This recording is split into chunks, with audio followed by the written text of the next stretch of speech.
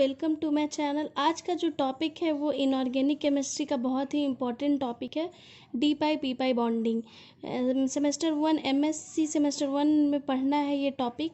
तो चलिए स्टार्ट करते हैं आज का टॉपिक। तो D pi P pi bonding क्या होता है, इसके नाम से ही जैसे पता चल रहा है कि जब डी ऑर्बिटल और पी ऑर्बिटल के बीच में जो बॉन्डिंग बनेगा वो D pi P pi bonding कहलाएगा।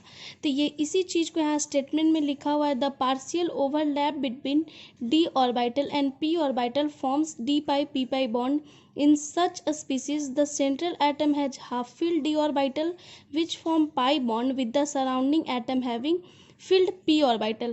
मीन्स कह रहा है कि जो सेंट्रल मेटल एटम होगा उसके पास d ऑर्बिटल जो होगा वो हाफ फिल्ड होगा, और उसके सराउंडिंग में जो एटम होगा वो p ऑर्बिटल का होगा और वो फिल्ड होगा ऑर्बिटल। तो इस तरीके का जो रहेगा मॉलिक्यूल उसी में हम लोग को D pi P pi bonding देखने को मिलेगा। इस D pi P pi bonding को हम लोग बैक बॉन्डिंग के नाम से भी जानते हैं। तो यहाँ पे इसी लाइन को लिखा हुआ है, it is also called as back bonding. यानी D pi P pi bonding जहाँ भी रहे या बैक बॉन्डिंग आप जहाँ भी देखिए वहाँ पे D pi P pi bond present है। सेकेंड जो पॉइंट है उसके बारे में वो लिखा है कि D pi P pi bond are always form after the formation of sigma bond. यानी सबसे पहले सिग्मा बॉन्ड का फॉर्मेशन होगा, उसके बाद ही D pi P pi bond का फॉर्मेशन होगा, यानी पाई बॉन्ड का फॉर्मेशन होगा। तो पहले सिग्मा बॉन्ड बनेगा तब पाई बॉन्ड बनेगा। नेक्स्ट जो बताया है लिखा हुआ है यहाँ पे, direct overlap resulting in the sigma bonding D pi P pi bonds are form by the side wise overlap. जैसा कि यहाँ पे देखिए साइड में हमने यहाँ पे समझाया है, जब डायरेक्ट ओवरलैप हो रहा है यहाँ पे पी ऑर्बिटल का, ये पी ऑर्बिटल है ये पी ऑर्बिटल है, तो जब डायरेक्ट ओवरलैप हो रहा है तो पी पाई बॉन्ड का फॉर्मेशन हो रहा है।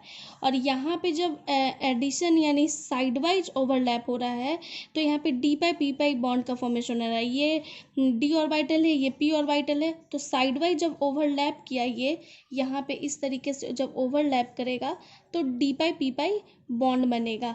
ये साइड से ये इस साइड से ये ओवरलैप करा तब पी पाई बॉन्ड का फॉर्मेशन हुआ। ये साइड में हमने समझाया।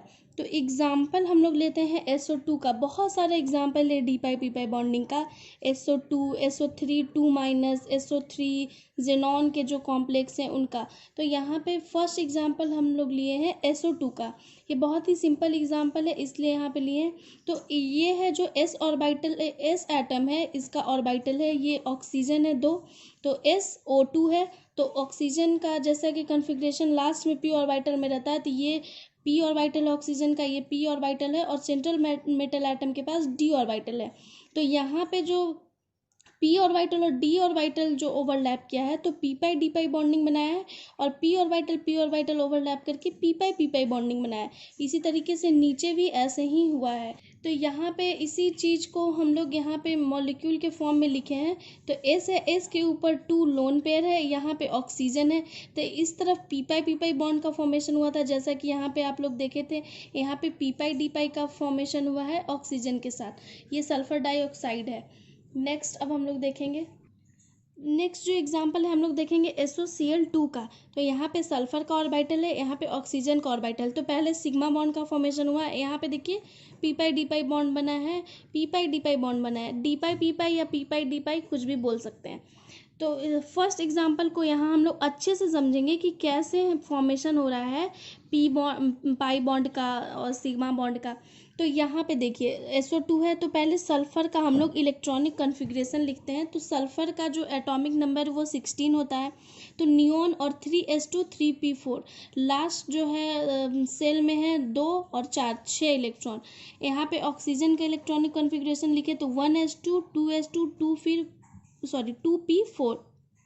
तो जब सल्फर ग्राउंड स्टेट में रहेगा यानी लास्ट में 6 इलेक्ट्रॉन है, तो हम लोग पहले एक एक इलेक्ट्रॉन भर दिए 1 2 3 4, फिर एक एक इलेक्ट्रॉन भरेंगे तो 5 और 6। इसी ग्राउंड स्टेट को जब हम लोग एक्साइटेड स्टेट में कन्वर्ट करते हैं, यानी जब इलेक्ट्रॉन एक्साइटेड स्टेट में होता है तो ये जो इलेक्ट्रॉन है वो डी ऑर्बिटल में शिफ्ट हो जाता है। तो यहाँ पे ग्राउंड स्टेट है सल्फर का, यहाँ पे एक्साइटेड स्टेट है सल्फर का। तो ऑक्सीजन हम लोग फिर ऑक्सीजन का यहाँ पे इलेक्ट्रॉनिक कॉन्फ़िगरेशन का फिलिंग ऑफ इलेक्ट्रॉन है। तो ऑक्सीजन का यहाँ पे देखिए दो और चार, चार दो छः इलेक्ट्रॉन है। यहाँ पे छः इलेक्ट्रॉन हम लोग कैसे फिल करेंगे, पहले वन वन इलेक्ट्रॉन फिल कर दिए, 1 2 3 4, फिर 1 इलेक्ट्रॉन, फिर 1 इलेक्ट्रॉन, तो 6 इलेक्ट्रॉन यहाँ पे फिल हो गया। तो SO2 का कैसे बनेगा, तो बीच में सल्फर है, ऊपर ऑक्सीजन, नीचे ऑक्सीजन। ऑक्सीजन का जो फिलिंग ऑफ इलेक्ट्रॉन है वो यहाँ पे लिख दिए, सल्फर का जो है वो यहाँ पे लिख दिया, ऑक्सीजन का फिर।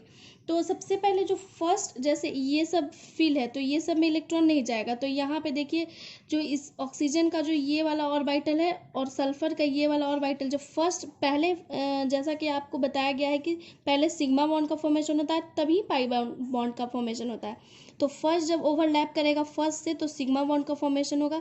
इसी तरीके का इसका फर्स्ट, क्योंकि इसमें तो फिल है तो इसका फर्स्ट ये हुआ, तो इससे जब ओवरलैप करेगा तो सिग्मा बॉन्ड का फॉर्मेशन हो गया। अब जो बॉन्ड का फॉर्मेशन होगा वो पाई बॉन्ड का फॉर्मेशन होगा। तो यहाँ पे इसका ओवरलैप इससे हुआ तो पी ऑर्बिटल है, ये पी ऑर्बिटल है, तो पी पाई बॉन्ड बना, तो इसका ओवरलैप होगा इस ऑर्बिटल से, तो ये डी ऑर्बिटल है, ये सल्फर का डी ऑर्बिटल है। यहाँ पे हम लिख देते हैं पी ऑर्बिटल है, ये एस है, ये एस है, ये पी है, ये एस है, ये पी है। तो इसी तरीके से ये जो लास्ट वाला बचा तो इसका इसके साथ ओवरलैप होगा तो पी पाई डी पाई या D pi P pi bonding का फॉर्मेशन हुआ। तो यहाँ पे देखिए एग्जाम्पल, सल्फर डाइऑक्साइड में एक ही D pi P pi bond का फॉर्मेशन यहाँ पे हो रहा है। SO2 का जो मॉलिक्यूल होता है वो थोड़ा बेंट शेप में होता है। ये ऐसा क्यों होता है, इसी चीज़ को यहाँ पे समझाया गया है।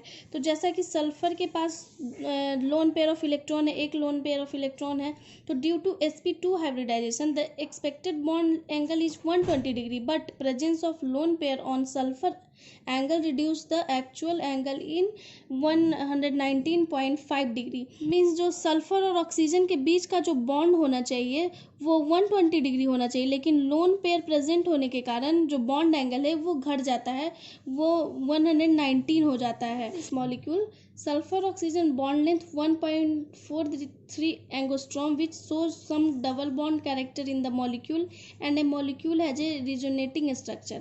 यहाँ पे जो सल्फर और ऑक्सीजन के बीच का बॉन्ड लेंथ है वो 1.43 एंगस्ट्रॉम होगा और ये जो मॉलिक्यूल है वो रेजोनेटिंग स्ट्रक्चर शो करेगा। तो यहाँ पे सल्फर डाइऑक्साइड का रेजोनेटिंग स्ट्रक्चर हमने ड्रॉ किया है, जैसा कि आप यहाँ पे देख सकते हैं। स्ट्रक्चर में कुछ नहीं होता है, बस पाई बॉन्ड का रेजोनेंस होता है। तो यहाँ पे पहले पाई बॉन्ड था तो फिर यहाँ पे पाई बॉन्ड हो गया, इसी चीज़ को यहाँ पे दिखाया गया है।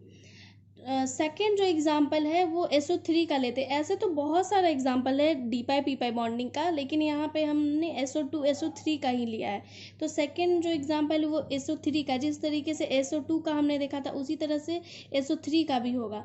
तो उसमें ऑक्सीजन 2 था, यहाँ पे 3 है, तो यहाँ पे एक ऑक्सीजन, यहाँ पे एक ऑक्सीजन और यहाँ पे एक ऑक्सीजन, 3 ऑक्सीजन। और ये सल्फर का एक्साइटेड स्टेट में इलेक्ट्रॉनिक कन्फिग्रेशन है।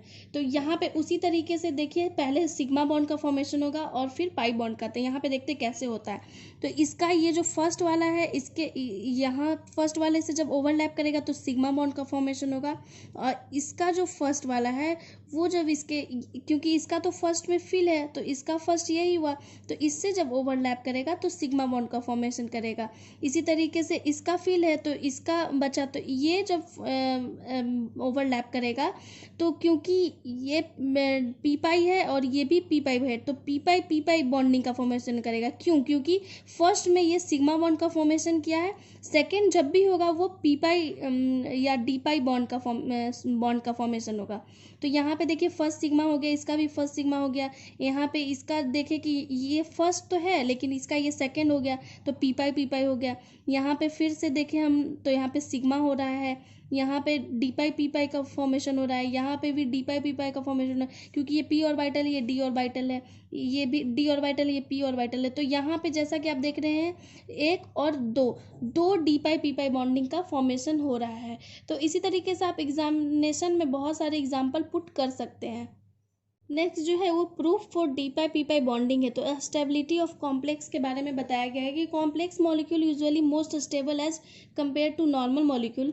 This is due to formation of D pi P pi bonding of back bonding. और सॉरी यहाँ पे और होगा तो लिखा है कि कॉम्प्लेक्स मॉलिक्यूल यूजुअली ज़्यादा स्टेबल होते हैं किसके कारण, D pi P pi bonding के कारण या बैक बॉन्डिंग के फॉर्मेशन के कारण। In the metal complex this D pi P pi bond is responsible for the stability of metal complex.